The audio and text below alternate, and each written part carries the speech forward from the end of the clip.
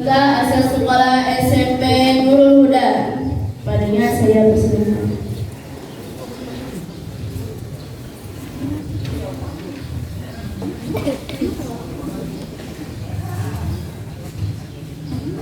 Bismillahirrahmanirrahim.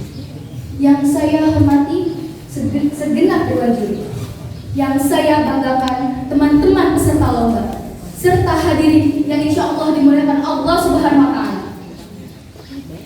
Kalau ingin makan ketupat, makanlah di waktu hangat. Kalau ingin mendapatkan rahmat, jawablah salam saya dengan semangat. Assalamualaikum warahmatullahi wabarakatuh.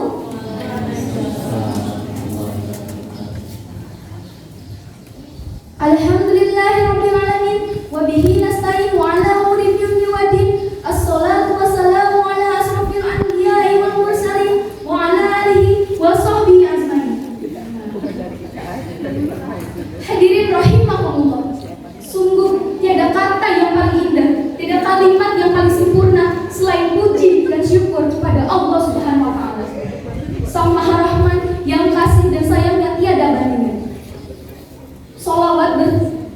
Salawat beriringan salam semoga tetap tercurahkan kepada Sang Kekasih Allah, pembawa risalah ajaran Islam menuju jalan keselamatan.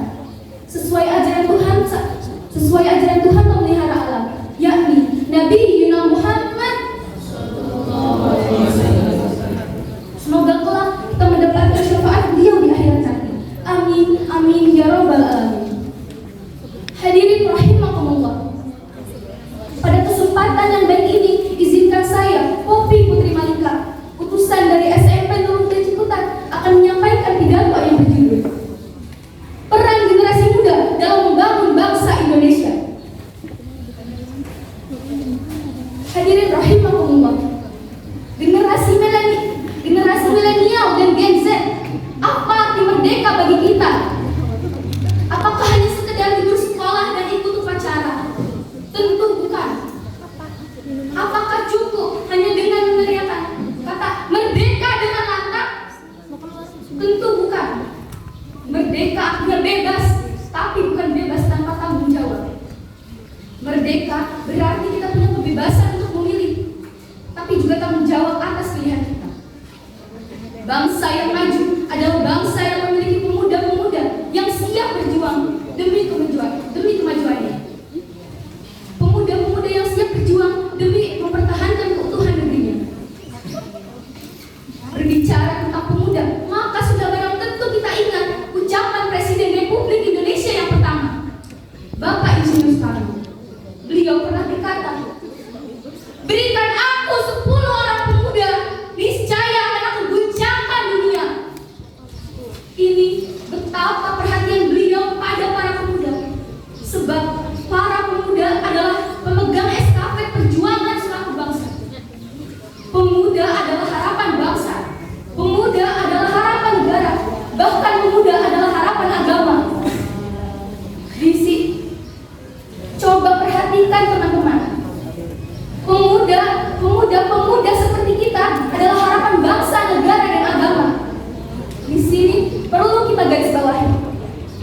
Pemuda yang bagaimana? Pemuda yang seperti apa yang bisa diharapkan? Apakah pemuda yang kerjaannya tiap hari cuma rebahan, scroll TikTok seharian, nongkrong, menghabiskan waktu gak jelas? No, tentu tidak. Bukan seperti itu pemuda yang bisa diharapkan. Sebagai generasi muda Indonesia yang baik dan bertanggung jawab, mari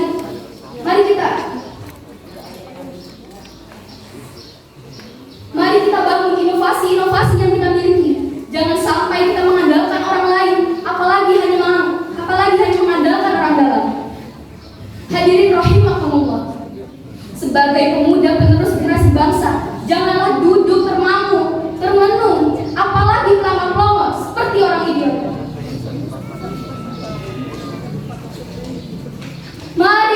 Mari sing-singkan lengan baju, berjuang sesuai bakat dan bidang yang kita miliki.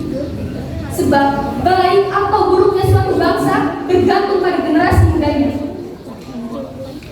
Di Di era digital seperti sekarang ini, tantangan demi tantangan generasi muda Indonesia ada di sana sini lewat akses internet dan media sosial lainnya.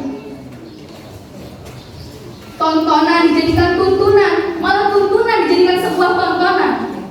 Na'udzubillah min dzalik. Sebagai generasi muda Indonesia, mari kita manfaatkan masa muda kita untuk sebagai generasi muda Indonesia, mari kita filter apapun yang datang dari budaya barat, ambil yang baik dan buang yang buruknya.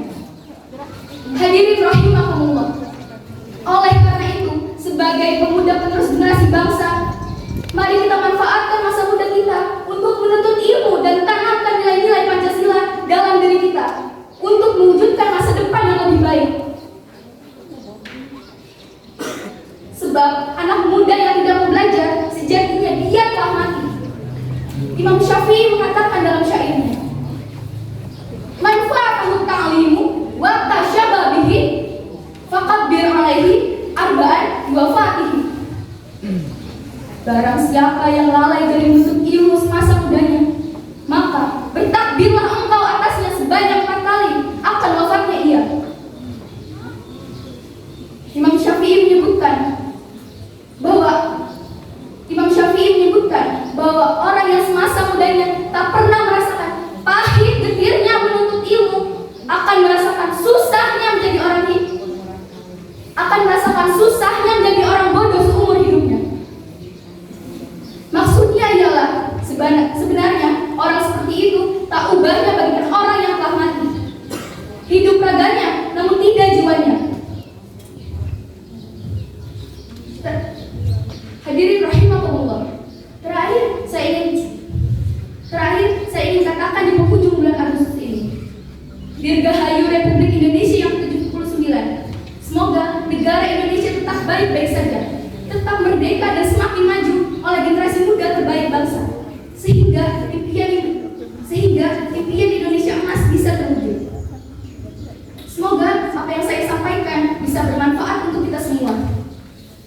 Mohon maaf atas segala Terima kasih atas segala perhatian. Mohon maaf atas segala kekurangan. Undur maqala wala tamzur maqala. Wallahu muwaffiq ila aqwamit thoriq. Wassalamualaikum warahmatullahi wabarakatuh.